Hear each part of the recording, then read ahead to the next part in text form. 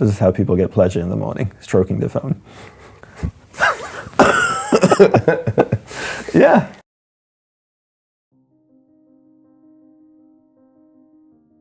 I think ultimately people are looking to have a better life and a better experience. And I doubt there are people out there that just want to be miserable. People want to be comfortable, they want to be happy, they want to be joyous.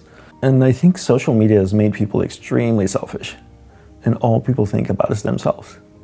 You know, here's what I'm doing, look at me here, look at me there. Which is the kind of the opposite of what being in a monastery is. It's all about serving.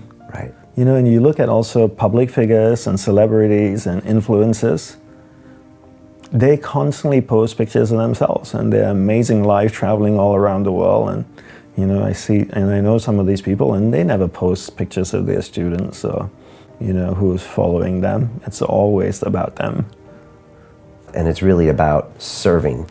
But it's easy to lose that in this kind of hyper social media where we're all on our mobile phones. We have all that instant gratification. Yeah.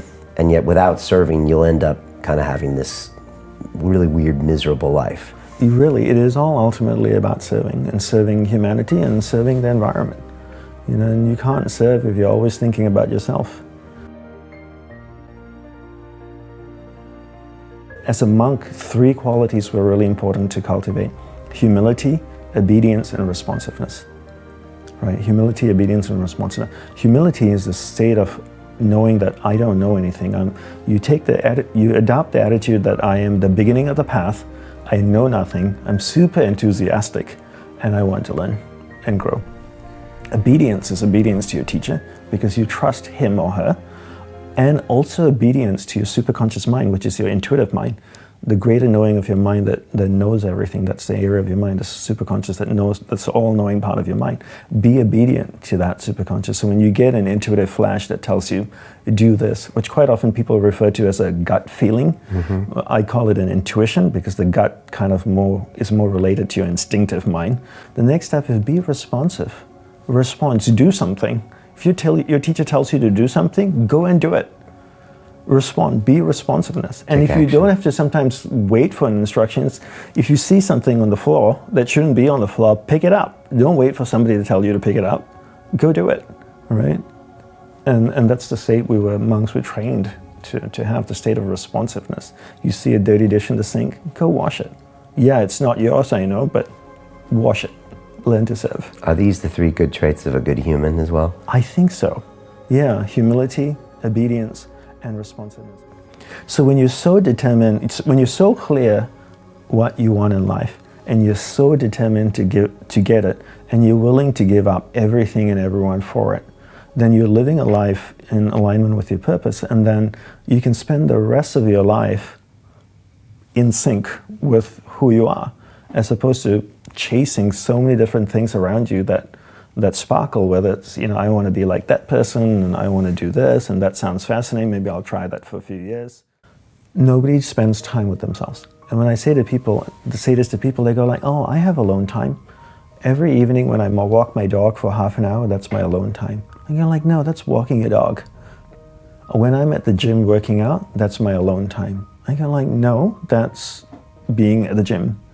Alone time is you sitting down in a chair at home or on the floor, cross-legged, you know, no music, no journal, no podcast, your eyes closed, and spending time in contemplation and reflection. Not meditation, but in actual reflection and really having a conversation with yourself, right? They don't spend any time doing that. And if you don't spend any time doing that, how would you know what's important in your life, where are you struggling, and what you need to focus on next, and what you need to work on?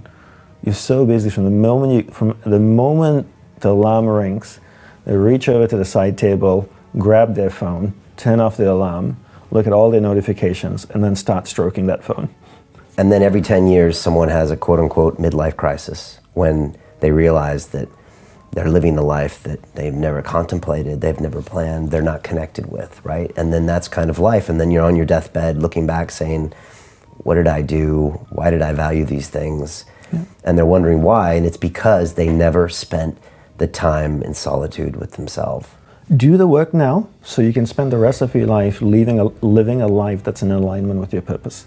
once you figure out what you want now and what your purpose in life is, then you can spend the rest of your life living a life in alignment with that purpose.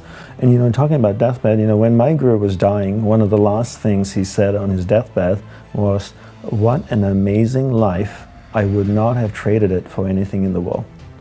What an amazing life. I would not have traded it for anything in the world. Now, what words to hear from a dying man? To be able to look back on your life and say, that was freaking spectacular.